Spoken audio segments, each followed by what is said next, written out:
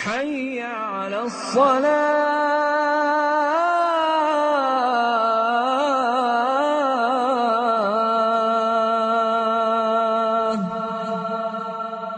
حي على الصلاة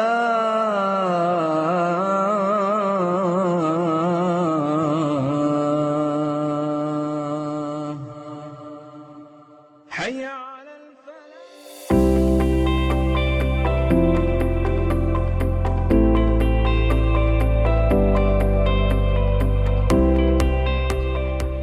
Sore itu, belasan ibu-ibu berkumpul di teras rumah salah seorang warga.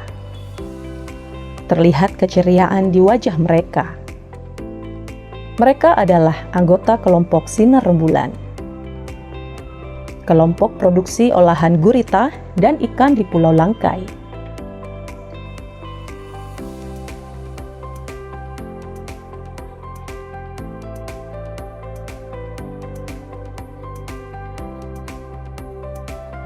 Proteksi Gama tidak melulu tentang tata kelola, namun juga pada peningkatan ekonomi masyarakat, termasuk kelompok perempuan.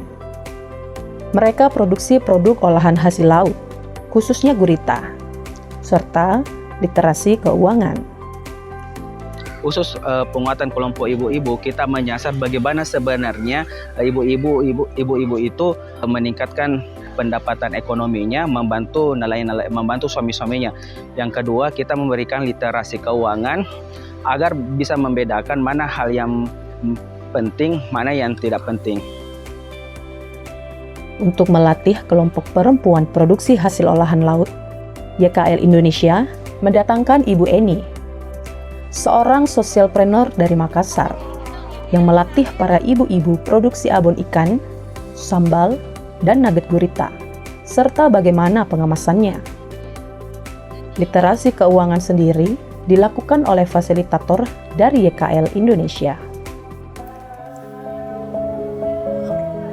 Untuk fasilitasi produksi olahan hasil laut, Nurjannah, sebagai ketua kelompok Sinar Rembulan, menjelaskan kehadiran pendampingan ini disambut sangat baik oleh warga. Mereka bahkan telah memimpikan membentuk kelompok sejak 2 tahun lalu, dan baru terrealisasi tahun ini.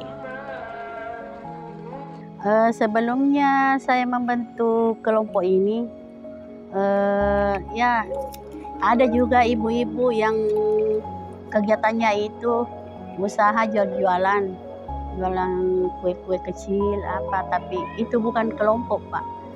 Nah, kemudian saya membentuk kelompok olahan, yaitu kelompok abon ikan sama gurita. Kami memilih produk yang namanya gurita karena di sini kami ingin membantu nelayan gurita, karena nelayan di sini juga fokus dengan yang namanya gurita, Pak. Jadi kami ingin mengolah gurita dengan abon ikan sama nugget gurita juga.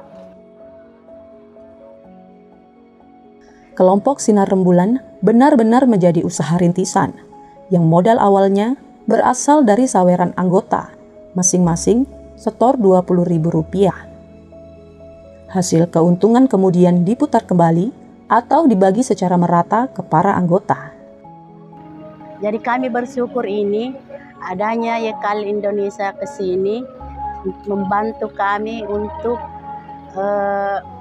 membentuk yang namanya kelompok. Jadi kelompok ini sebenarnya sudah 2 tahun yang lalu kami ingin membentuk, tapi baru di tahun 2023 ini, Agustus lalu kami mulai mengelola yang namanya gurita. Kami jual itu hasil olahan kami jual di pulau lain seperti Pulau Lumut-Lumut, Pulau Satanga, Pulau Barangcadi. Ya, alhamdulillah semua itu sudah laku di sana. Keluhan kami masih kurang karena alat-alat yang dipakai itu belum ada. kami cuma pakai manual. Kayak pemerasan abon, masih manual kita pakai itu. Belum ada yang kayak mesin, bisa diolah dengan baik. Harapan kami ini, supaya kelompok ini akan berlanjut sampai ke depannya, sampai tahun-tahun ke depannya, supaya anak-anak kami bisa menikmati hasilnya yang namanya produk gurita ini.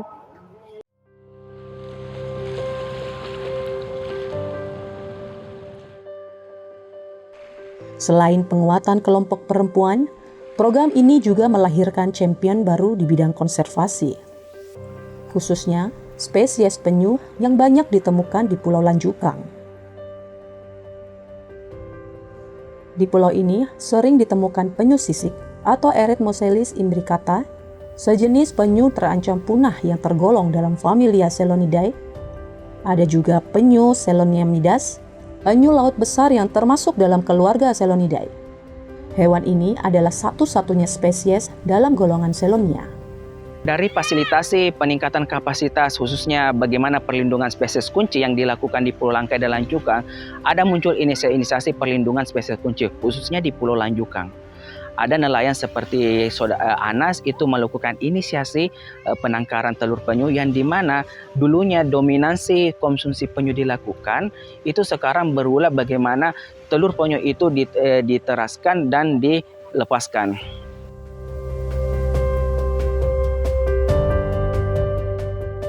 Anas adalah pemuda dan nelayan di Pulau Lanjukang. Di sela-sela waktunya, ia gunakan untuk berjalan di pesisir pantai, mencari lubang-lubang di mana penyu bertelur di musim tertentu. Bersama temannya Yusri, ia tergerak melakukannya setelah mendapat penjelasan dari pihak Balai Pengelolaan Sumber Daya Pesisir dan Laut atau BPSPL Makassar dalam sebuah workshop yang diadakan oleh program ini. Pas 2022 saya coba kasih menetas, kemudian sudah menetas saya kasih tangkar di penangkaran kecil, saya bikin penangkaran kecil-kecil.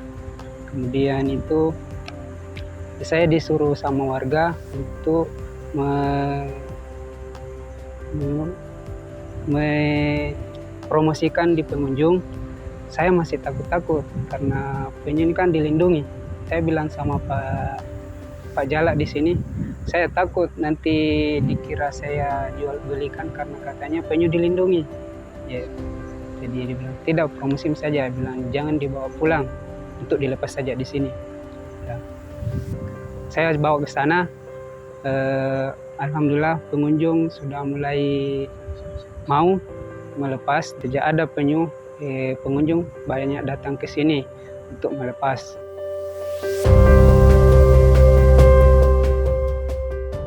Tak sekedar keuntungan ekonomi, Anas mengaku merasa bangga ketika bisa menyelamatkan tukik-tukik itu.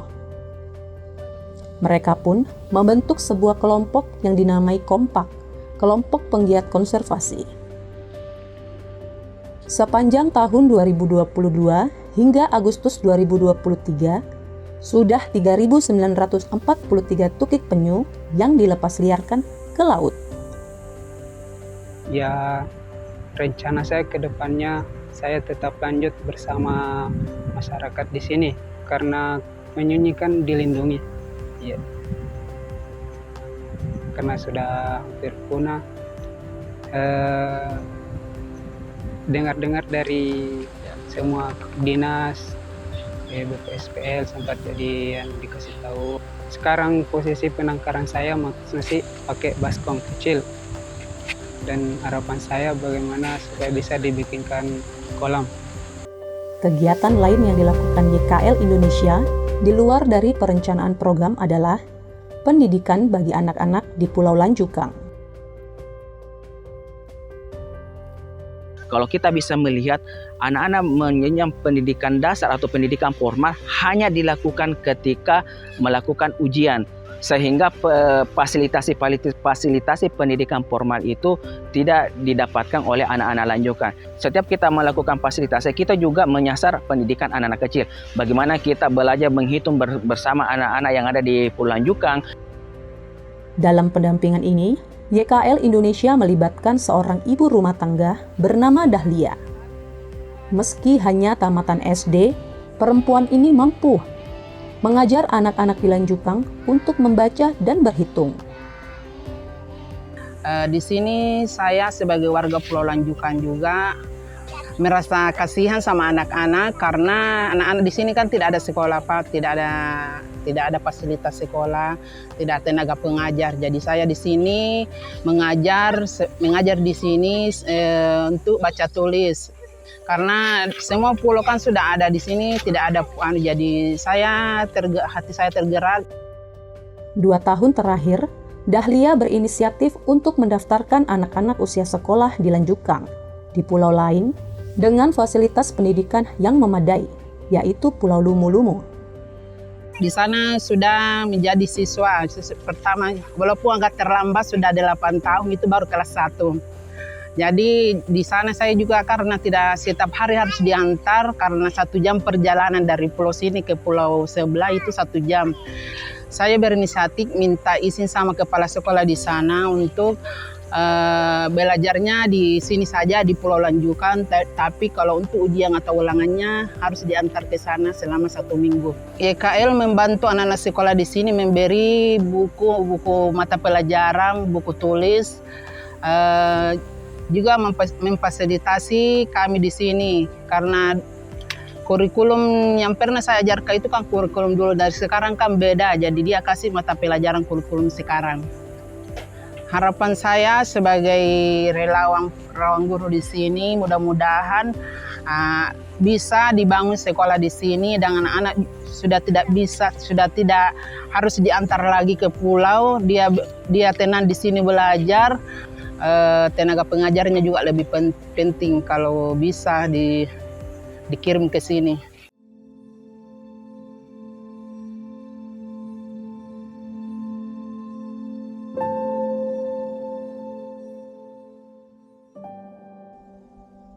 Di ujung senja ada harapan menanti. Program ini telah mengajarkan bahwa konservasi tak harus menempatkan masyarakat di pinggiran, namun justru sebaliknya, memberdayakan. Ekologi bisa jalan tanpa mengabaikan kesejahteraan masyarakat, bahkan justru sebaliknya, bisa saling menguatkan. Di ujung senja para nelayan telah kembali, perahu-perahu telah ditambatkan, program proteksi gama mungkin berakhir, namun mimpi-mimpi dan harapan takkan pernah berakhir. Justru ini adalah awal kehidupan nelayan yang lebih baik.